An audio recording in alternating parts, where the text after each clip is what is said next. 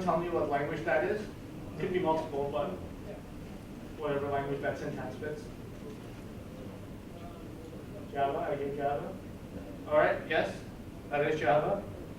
What about this? Yeah, I hear JavaScript. Perfect. And what about this? Oh no. Well, that's done. So the idea is, take a look at this, and you take a look at this. There's not real much difference other than the fact that one has function written on it, and one has string written on it. And if you go back to Java, between that example, public string hello, and that example, string hello, there's not much difference. So the idea is you already know Dart. That's the end of the talk. Thank you for coming. Perfect.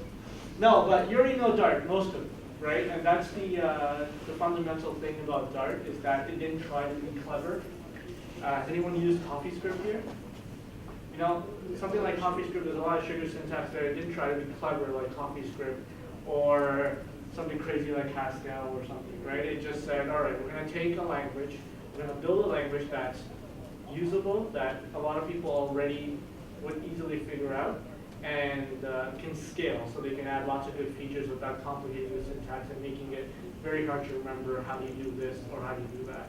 Something like, you know, if you do CoffeeScript, even sometimes like, you know, even after like 6 months of using it, you're like, wait a minute, how do I do this? In Dart, you already know how to do it because you've been doing it for entire life with Java, JavaScript, or any other programming language. So in this talk, we're going to talk about what is Dart. I'm going to do a quick intro there. How do you build scale? How do you build and scale servers in Dart? Oh, and that's it. Supposed to be one more slide. Testing. Yeah. Okay. Perfect. Even though I have a loud voice. All right. So who am I? Entrepreneur, engineer. I've done a lot of large-scale Node.js and Dart APIs. So, you know, like I've built a bunch of big servers in Node and in Dart, and one such API being VenChat, which is a current app on the App Store. We're currently like the top in America, USA. We're the top 4th grossing lifestyle app and the top 82 app on the Play Store for grossing. So there's a lot of stuff happening there constantly. And it's all powered by a Dart backend. And initially, it was Node.js. Has anyone done Node.js here? Okay, so initially it was Node.js. And when you think of servers, especially in America, San Francisco, stuff like that, you know, everyone's going after Node.js. I'm not sure how it is in Europe. But Dart is pretty nice once you do a lot of JavaScript and Node.js. When you come to Dart, you'll be like, okay, now my Node.js stuff looks really archaic. So a lot of people ask me, why did I even bother switching from Node.js to Dart? Node.js is perfectly fine. A lot of big companies using it, Uber, Yahoo, PayPal. So for me personally, tooling and debugging support in Node.js is a pain. It's okay using Sublime, you can use WebStorm, whatever, but it's not great. It's like the language wasn't built with an IDE in mind. It wasn't built with tooling in mind. It was built with a text editor, and you take that file and you run it in the Node program, and it works, right? And I'm all about productivity. I believe inherently as programmers, we're all lazy. That's the reason why we're programmers, because we want to get other things to do it for us. We don't want to do it.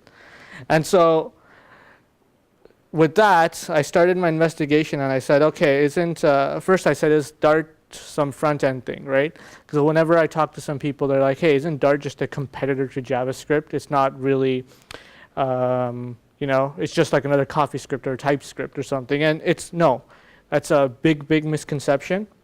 It's not a JavaScript competitor. It's a platform for the modern web.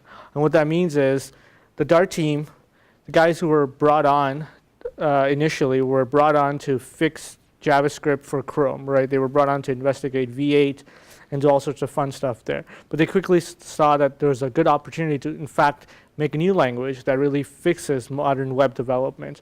And by that, they mean, let me just quickly skip a slide. By that, they mean they're going to add all this stuff to JavaScript and make that into a new language called Dart, right? So, you know, Dart has optional type checking. In JavaScript, you really miss out on type checking, especially if you're doing a large-scale application. one of your developers, called the variable foo an integer, and then you're calling the variable foo a string, and somewhere down the line, because there's so much code there, something's getting mixed up. In Dart, that won't happen. If everyone's following the Dart standards where they're keeping type checking for public stuff and then all the internal implementation is optionally typed, you won't ever run into that. And we'll get into that. And then Dart has classes and you can extend stuff and polymorphism. Now JavaScript is getting into that with all the new ES6 stuff, but Dart has first-party support for that. You can do all sorts of crazy stuff. Asynchronous is really easy in Dart, and we'll see examples for that also, where you're not stuck in this pyramid of doom where you're just calling callback after callback after callback, and you're not stuck in like a big column of promises where you're using something that do this, then do this, then do this, then, and then there's finally a fail at the bottom, right? That really gets messy. So let's get back. What's the difference between something like CoffeeScript, TypeScript, and Dart? CoffeeScript, TypeScript, they're all supersets of Dart. Supersets of JavaScript. They're not a whole new language with their own compiler. They do have compilers, but they're not meant as, they're incremental updates to JavaScript, right? Some more incremental than others, like TypeScript is, TypeScript completely redesigned the way JavaScript works, but at the end of the day, it's still JavaScript. Dart is in a league of its own. Sure, Dart compiles down to JavaScript for the browser, but that's just a technicality because it has to. None of the browsers understand any other language. So Dart, what it does is it takes your Dart code, if you want to deploy to front-end applications, takes your Dart code and says, okay, I'm going to convert this into super highly optimized JavaScript, get it to deploy. But on the server, it doesn't need to. Dart has a virtual machine that runs on the server, and so Dart will just go, all right, perfect. I'm going to take this Dart code, run it as Dart code, and then whatever the virtual machine does with it, probably like optimizes it to assembly, I don't know, some crazy hardcore computer science going on there, it will do it. And your applications will run perfectly fine on the server. So let's go back. Let's start looking at what exactly Dart is. So we just went over these points. And this is the most biggest emphasis. There's many years of programming language research in Dart. JavaScript came out a really, really long time ago, right? So there's not a lot of crazy research that went into it ever since it came out. There's ES6, which is great, and there's a lot of cool stuff happening on it, but Dart really rethought all of it, and the guys who did Dart, they've been working in JavaScript for a long time. They worked on V8, so these guys are really super smart guys at Google, and they said, okay, I think we can really fix this. And there's a nice VM. So if you take a look at an example class in Dart, this is from an old presentation I had at OSCON, and you can see the snippet. It looks exactly like everyone here should be able to read this if you're a developer. There's a string, a field variable called name, a number called attendees. You're instantiating the class here, and you're passing it as a variable, blah, blah, blah, right? Like everyone can understand this, and that's what's great about it. This is just Dart. It's working. You know it already. So it's easy to understand. So let's take a look at object-oriented programming in Dart. Dart is object-oriented. It makes web development also sane, because while this talk is about server-side, if you're doing Dart for the web, it's pretty cool, because now you can have multiple classes talking to other stuff. For example, recently I built a music app, and we had a class for the music player controller, right? And we had another class for the side navigation. And this is web development, and we're using classes, and we're extending objects, and we're talking to each other via events and stuff. So it's kind of cool. With JavaScript, you would just have multiple scripts, and you would listen to the div and all that stuff here. And there's a concept of libraries. We'll see the example here in a sec. And one Dart file can have multiple classes. I don't typically do this, but it's kind of neat if you have sort of like an event bus pattern. You can have all your event objects inside the same class as the event bus, and you can call them from anywhere you want. So let's take a look at an example of Dart object-oriented programming. Some code here. And most of these examples come from a great resource called Dart by Example, and it's on GitHub. So can everyone read that text? All right, great. So this is how you declare variables. Straightforward. You can have variables as optionally typed, so you can just say this is a var, right? I don't care what it is. So at the top, I said this is a var a, it's initial, and then print just means log it to the console, right? Just like console.log or system.printf or whatever language you work in. You can also say, you know what? I'm actually gonna define this as a type. This is a number type, so you can say this is a number. Now there's a bunch of other types. There's an int type and a float type. And a number type is basically a generic type that encapsulates an int and a float. Then there's, you can do finals, you can do constants, really, really simple stuff. I think, anyone have any questions about that? Super straightforward. We'll see when you should use vars and when you should use types in a second when we get into classes. The next is functions. Again, functions are straightforward, except the top line, which we'll talk about in a second. But if you take a look how the function is defined, you don't have to use the keyword function. Let me make this bigger, can I? No. Okay. You don't have to use the keyword function. Dart tries to get rid of all this verbose syntax that all these languages are notorious for, especially Java. You look at a class, it's like public string function, blah, blah, blah, whatever, right? Everywhere. So Dart gets rid of all that. Here you just have the return type. Here I'm returning a list of a string, and the function name is lines, and I'm passing in an argument. But if you're only, for example, there's a shorthand syntax. If I'm only returning one line, right? Imagine you have a getter. A getter where you're getting the property, the conference type. So instead of doing string get conference type, and then put a curly bracket return conference type, all you can do is a dash arrow type syntax. So here you're passing in of string. So imagine this was an actual type. You're passing in a string and you're just returning string.uppercase. It's a really quick way to, write functions. And this is again, you don't have to use the syntax. This is one of the niceties of Dart. It's just a cool little shorthand that's there. But if you want, you can totally just do something like this, right?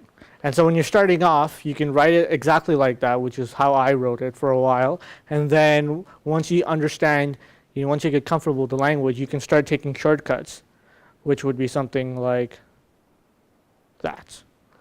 Any questions about that? No? If you have any questions, jump in.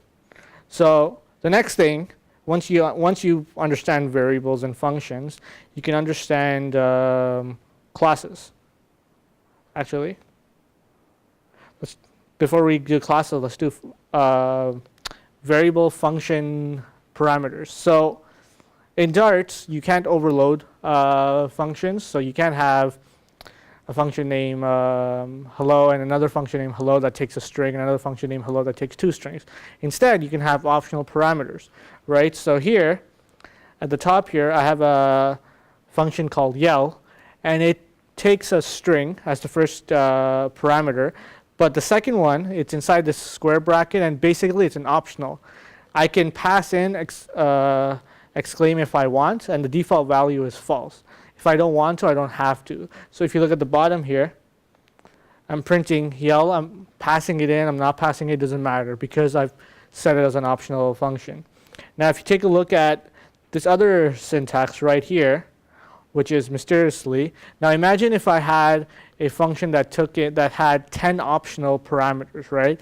Something like a date command.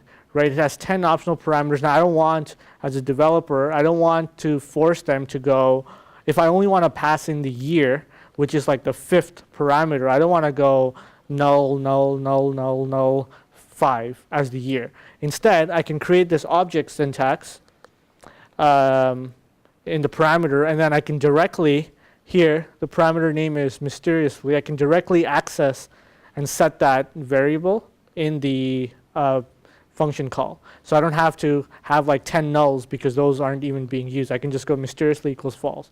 So it's a great way of architecting your classes, especially if you have multiple optional parameters. Any questions about that? No? So far so good? We're rushing because we're trying to get to the server stuff. Okay, cool. Next. So once you understand all three of that, which everyone should by now because this is just like plain old programming. I just call it programming because everyone probably knows how to do this. You get to classes. And classes, again, plain old programming, right? There's nothing fun so far. You know this already, like you're Dart developers already. You create a class called position here, and then you you have two field variables, x and y, and you just have a method in the class called distance2. And at the bottom, you can see that we instantiate the class. We do something interesting here, which I'll talk about in a sec, but regardless of this, you're just instantiating, right? Origin equals new position. Straightforward. Now, well, if you notice here, x and y, they don't have a public or private. And that's something you probably saw that's missing from all the examples. There's no way to set a variable. This is a private variable, this is a public variable. Actually, there is. If a variable doesn't have an underscore prefix to it, so if this was actually underscore x, then that would be a private variable. So Dart says, again, writing private and public all the time is pretty useless. Just put an underscore, right? So usually when you're doing Java development anyways, or at least the way I've been taught, my private variables anyways, private field variables start with an underscore. So to me, this was a great thing where I said, okay, great, I don't need to write private underscore x. I can just write underscore x, and I know inherently that is private. It's kind of like Go. Does anyone do any Go development here? In Go, a public method starts with a capital letter, and a private method starts with a lowercase letter. Though I find that kind of weird. I like this better, the underscore. Makes more sense to me. So that's just how you do private and public. If you want distance2, for example, to be a private method that only your class can access, put an underscore before it. And suddenly you'll notice that the IDE is complaining this method cannot be found for position. It's because it's a private method. You can't access it. Any questions about that? Okay, so you'll notice here, we do var origin is equal to new position dot x dot y. Now, this is actually another shorthand syntax. You don't have to do this. If you wanted to set x and y, and I'm going to disappear for a second while I write this, origin.x is equal to 0, origin.y is equal to 0. Let's assume these two are the same thing examples. All you're doing here is you're setting the origin x to 0, origin y to 0. Instead of writing it twice, there's no reason for you to write origin.x, origin.y. What you can do is use this double dot syntax. And what double dot does is it just returns that same object it just changed the objects up. So if you've ever done something like jQuery development, their entire API is built around this chainable syntax, where you can do $query dot x dot y blah blah blah blah blah. Dart, you don't have to actually architect your API that way. The language itself is built around that, so you can just do double dot x is equal to 5, and this is actually returning the position object, and then you can go double dot y is equal to 6. So you can keep. This is a great way to set variables. If you have a user object, instead of creating a user object, doing user.email, user.password, user.role, user.time, you can just do user object dot email dot password dot time blah blah blah, right? It's a great shorthand way to writing stuff. Again, you don't have to do it that way. Dart's not forcing you. This is perfectly fine. If this makes more sense to you, just do it. And then finally, once you've done a lot of classes, once you start writing classes down, Dart has a concept of libraries. Now, this actual file won't compile because I've put multiple libraries in one class, but a library is essentially like a package in Java. I'm assuming everyone's done a bit of Java here, or at least understand the concept of package names. However, unlike Java, where a package name must correspond to the folder structure, Dart package names are mostly like virtual, though I kind of keep them in the same folder structure. That's my Java bad habit. But this, for example, this library is called app, right? And here I'm able to I'm importing the utils library. So this is how you do importing other libraries, right? And then here's the library called Utils. And it says that it's part of another library called, it has a part in whisper.dart. So what you're able to do is you can have multiple files with functions, and you can aggregate them into one library. So if you import, for example, the utils.dart library, that will automatically include multiple files for you. This is great for something like a game or some algorithm. Say imagine the math class, right? If you write your own Dart math class, you don't want people to import addition, subtraction, blah, blah, blah. But you don't also want all that in one big file. Imagine there's like 500 math commands in this file. So what you can do is you can break it up logically, but instead of getting the user to import addition.dart, import subtraction.dart, you can just get them to import math.dart. And then in your file, you can just say, okay, all these parts, there's a part of me inside Whisper, there's a part of me inside some other file, and it will automatically include all that stuff. Personally, I rarely use parts. I basically, the way I just architect my stuff is put it inside one library. Unless it gets really massive, then I'll just break it up. But I've never ran into that use case. Maybe because on server-side stuff, it might be a bit different compared to web development, where you do have a lot of code, but that's just me. Any questions about libraries? Okay, so we got that, libraries, and I think we're doing good. We'll move on to the next stuff. So part makes it easy to separate libraries. You can also, we didn't talk about constructors, but you can, Dart has constructors. You just the same way as you do it in any language. It's the same name as the class, and it works. Easy one-line methods. Then we have optionally typed. We're going to skip optionally typed because we're running short on time. But the whole idea behind where you should use types and not use types is simple. Use types for everything that is going to be accessed publicly. So if you're writing a class, if other developers are going to, if you in another class or other developers are going to use your class, then make those functions return types, make those variables, field variables, public variables return types.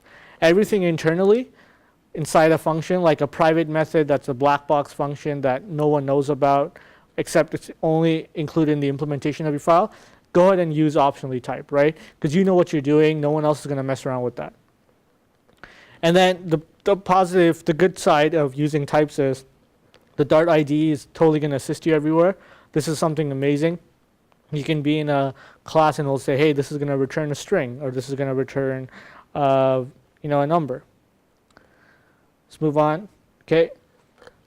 Once we do this, we'll get into server. Async Await, super powerful stuff. Dart is single-threaded, and this applies to server-side development.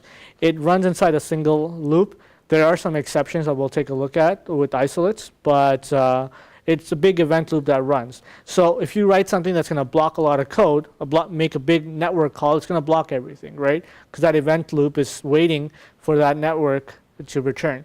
So in the JavaScript world, in the Node.js world, you can use callbacks. You can pass in a callback, you can tell the event loop, whenever you're done, send me a result for this. That's great, but if you have like 10 different network calls going on at once, your code is going to be very nested.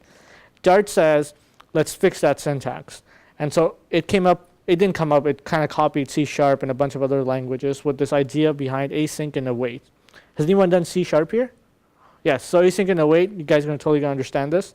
For everyone else, let's do this. So async await.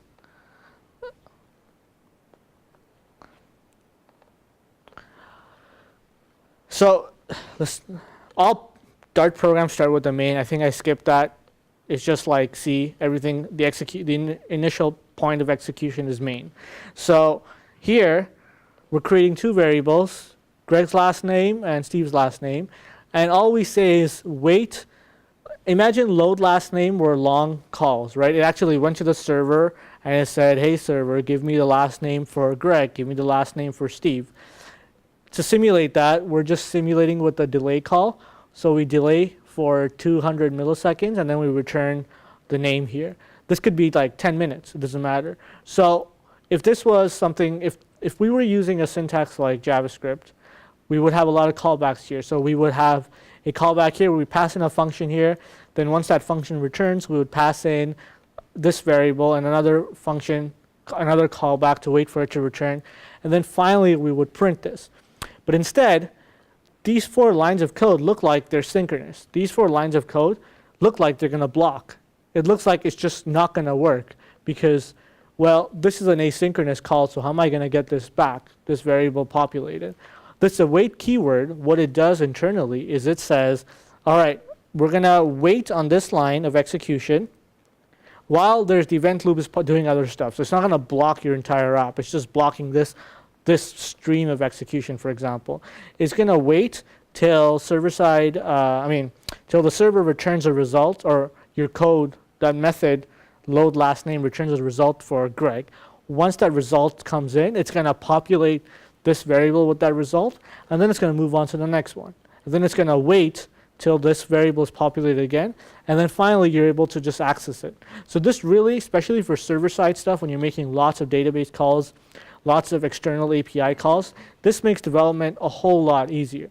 And what's great about this is you can also use this on the front end. So you can write your front-end JavaScript, front-end web applications without using callbacks and lots of messy stuff. You can just use Async Await. Any questions about how Async Await works? No? Okay. So let's move on and talk about, that's powerful. I really like it. It really makes web development sane, API development sane. So with all this knowledge, I started to start thinking in Dart. I learned all this and I said, okay, great. Now let's take this Node.js API I have and convert it into a Dart API. So there's 3 steps to developing an API, obviously. First is writing the API. Second is debugging. And third is deploying. So number 1, how do you write an API in Dart? Well, there's three main frameworks here. Dart comes out of the box with an HTTP server built in. So technically, you don't need any frameworks. But if you do want to use a framework, then you can use it. No one's stopping you. But the reason why you should use a framework is because it makes routing very easy. Otherwise, you're actually parsing out and doing all sorts of pattern matching on the routes. Imagine you have a route, a URL route like API/v1/users/user ID, right? You would actually have to write a parser for that to make sure that when it goes to user/user ID, you're actually listening to it. And it's a GET request, it's not a POST request and all that stuff. So a bunch of frameworks make it easy for you. There's 3 major ones. There's Redstone, Shelf, and RPC. In terms of beginners, if you want to go home right now and start a framework, use Redstone.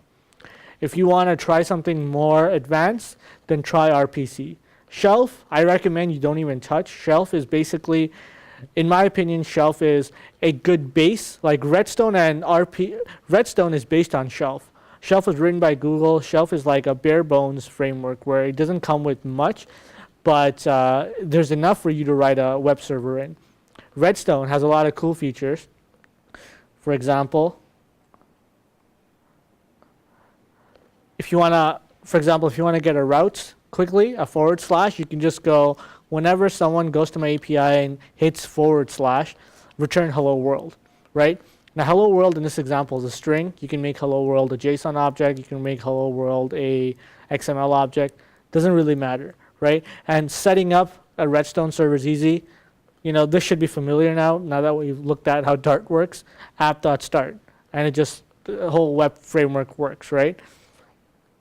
So that's Redstone, and one of the cool things about Redstone is that it's developed by the community. If you've done Ruby or you've done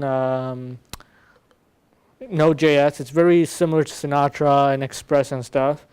There's a good support for middleware plugins.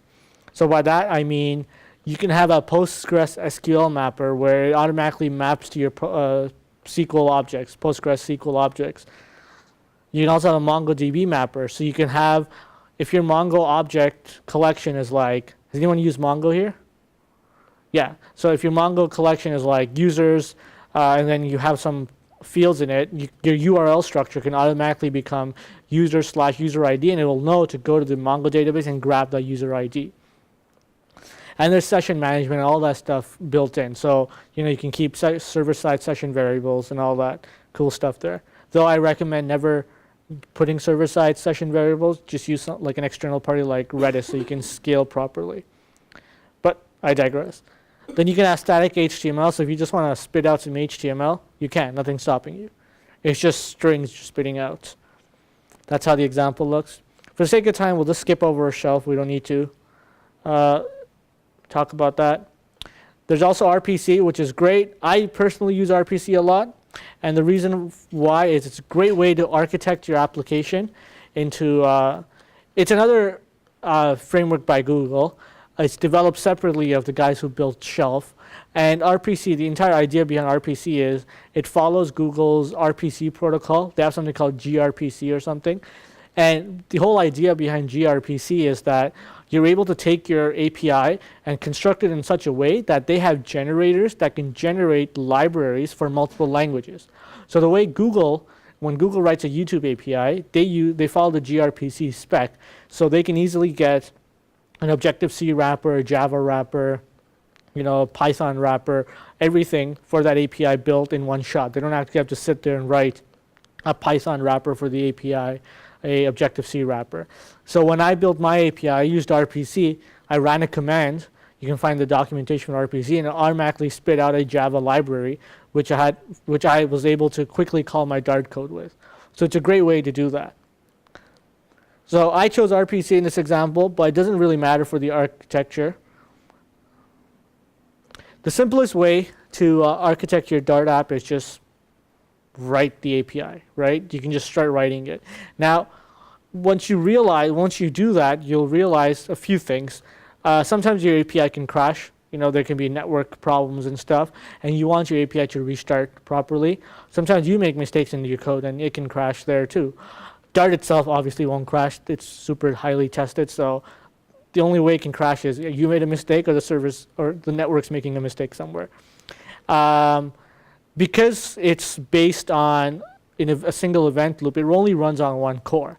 So it's kind of wasteful if you're using Amazon EC2 or Linode or any of these guys. You have like a big, powerful 32-core machine, but Dart's only running on this one single core humming away, while 31 cores are useless. So what you can do is you can use this concept of an isolate. And so an isolate is basically a stream. It's basically a stream of execution, right? An event loop, for example. All Dart apps have one isolate, which is your main event loop. What you can do is you can duplicate that, and you can say, okay, I'm going to actually run this in an isolate, but I'm going to multiply this isolate by the number of cores I have. So suddenly your code is running on all 32 cores, and there's 32 isolates running, and they're all talking to each other. In an example, in the world of Node.js, you would actually have 32 Node.js virtual machines running. VMs running, all talking to some single event point. Here you have one Dart machine running, and then it's scaling across 32 cores. We just talked about this. And it's independent. So these cores can't talk to each other, these isolates. They can actually, but they won't share variables. You have to, if you want to talk to them, you have to use a receive port and a send port. And we'll take a quick example of that in a sec. And sure, so before we take a look at an example, another good example for why using isolates is if you don't want to scale your API to 32 cores, but if you want to keep, for example, 10 cores for your API, but the rest of the cores for something hardcore like data processing. There's a good example where this analytics company used Node.js, and these people were sending them tons and tons of JSON data, like 20, 30 megs of JSON data. Now, what's going to happen is you receive 20 megs of JSON data. You're going to sit there waiting, parsing out 20 megs of JSON data. It's a blocking call. There's no callback to it. You're doing JSON.parse, and you're just waiting till all that data is converted from string to some internal memory representation. What's cool is if you want to do that same thing in Dart, you can receive all that data, that 20 megabytes of JSON data, and you can just say, hey, isolate, go do this, right? And you can just spawn off an isolate. It will go ahead, use another core in your machine, and do all the data processing it needs to, and then just tell your main isolate, hey, I'm all done, here's the result for that. So your API can always stay, very responsive. Here's like an example of it. Imagine this is your main application. These 3 big circles are your isolates that are running. In one green circle, you can have your data processor that's doing all sorts of JSON processing, some heavy duty stuff. In one circle, you can have your API. And another circle, you can have some sort of, say, logging queue, right? That's logging to disk all the time. And you want your API to be super responsive. So you don't want, writing to disk slowing down any response time. So you can architect your API in an interesting way. Personally, the way I've done it, we built a stock application a few months ago, probably 6 months ago. And we had a real-time leaderboard service that was running. So whenever someone made a trade, that amount would go on a leaderboard. Now, with stocks, these stocks are changing like every second, right? 1 second you're rich, 1 second you're poor. So that leaderboard has to reflect that. And we can't possibly keep going, fetching the stock price on the same event loop and go, okay, I'm going to go through all my hundreds of users and update their entire leaderboard right now. Instead, we just had a separate isolate running that did this constantly whenever stock price got updated. It didn't affect our main API. Our main API stayed perfectly fine. And whenever a user requested a leaderboard object, we just went to the main API and said, hey, get me the latest leaderboard. The main API talked to one of the leaderboard isolates and said, do you have any new data for me? And the leaderboard isolate said, actually I do. I just processed something like a second ago. Here it is. Here's your recent rank. Right? So it was a great way to use isolates to build some sort of real-time service that way. And it works really well. Any questions about that? Okay, cool. Yes, I'm going to talk about it right now. So, example. Isolates. All right, so simple isolate. We have the main right here. And what we do is an isolate takes in, the way you launch an isolate is you pass in a function. And that function will become the entry point for that execution stream, right? So in this example, I spawn an isolate called echo. And echo is this thing right here, this function. And this function becomes the execution point for that isolate. Now in here, what I'm doing is I'm running a loop. I'm sending some data back to my isolate. But imagine in this echo, you had a blocking call that took like 20 minutes to finish. Your application will run just fine because echo now is like a mini Dart app that's running. And that's going to do it's going to have its own life cycle. It's going to run on its own core. It's not going to mess around with your main application. And whenever it's done, it's going to return. And it will send you a message back saying, hey, I'm done. The way you send a message back is you use a receive port and a send port. And that's just a receive port and a send port are basically like a receive port comes with a send port. So if I'm an isolate and if I'm the main isolate and you're an isolate, I have a receive port. I'll tell you, hey, here's my send port. If you want to talk to me, you can send data on this port to me.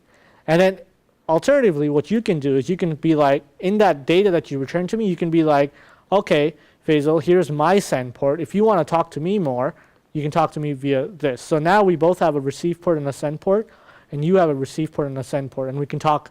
It's a communication channel we just opened up. And so in the leaderboard example, we had a communication channel where it was just like, here's the stock price. Okay, now here's the latest updated leaderboard rank for this user.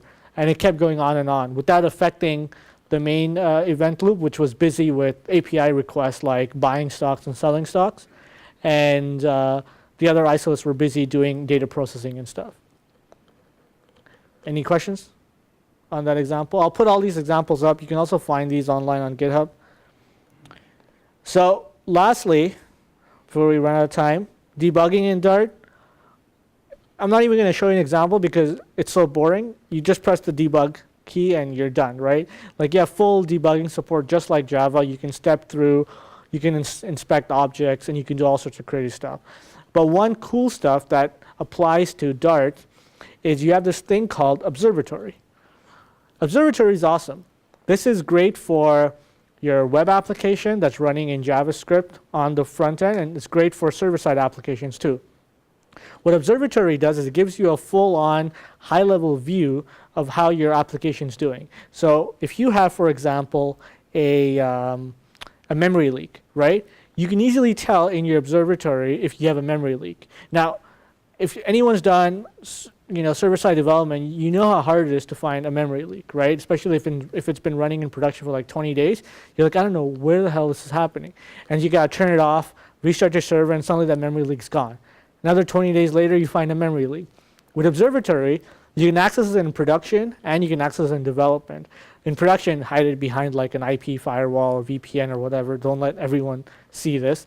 But you can quickly log into production and be like, okay, that's where my memory leak's happening. You can click on it, and you can be like, all right, this is happening on like line 34. This variable on line 34 is being instantiated like a million times for some reason. Right? And what you can do is you can also just, in production, you can mess around with your code. I do not recommend you do that, but Observatory lets you. You can enable and disable flags and like variables, constants on demand. So it's a cool way to quickly see what's happening in your application. You can do this for web applications too. Anyone do like front-end web development here? One person, two people. Okay, so if you guys are doing front-end web development in Dart, in JavaScript, it's kind of hard to see what's happening, a memory leak, especially in HTML applications, right?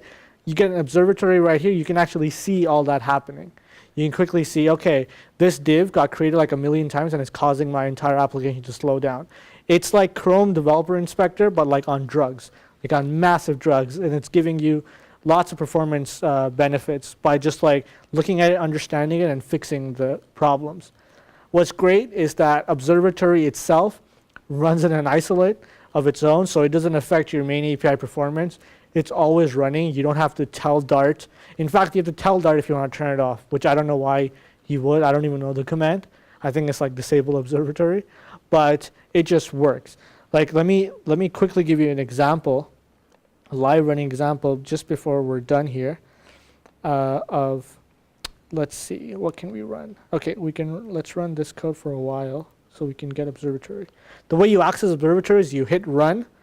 Like that's how you run a Dart application. I think it's pretty obvious. You hit run, and it's running, right? And it finished pretty quick. So anyways, you can click, it says here Observatory listening on this IP address. You click on it, and you will have access to Observatory. I don't know why Hangout's starting up. I guess because the application ended so quickly. Let me delay it more.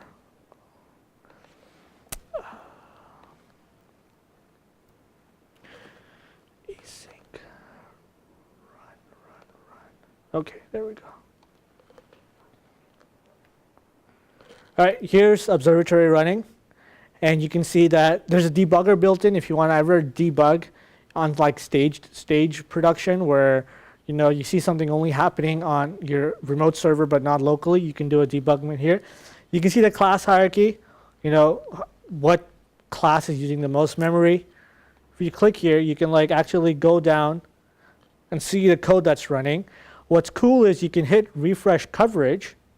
If you do a unit test, for example, you can see which lines of code were actually hit. So if you run this code in production for like 10 days and you hit refresh coverage, it will actually tell you, you know what, this line of code is totally useless because no one is actually ever hitting this line of code, right? So you can actually just delete that line of code. And this is actually great for unit tests. So you can run your unit test, hit refresh coverage, and it'll tell you, okay, well, these lines were never executed. Don't even need these lines.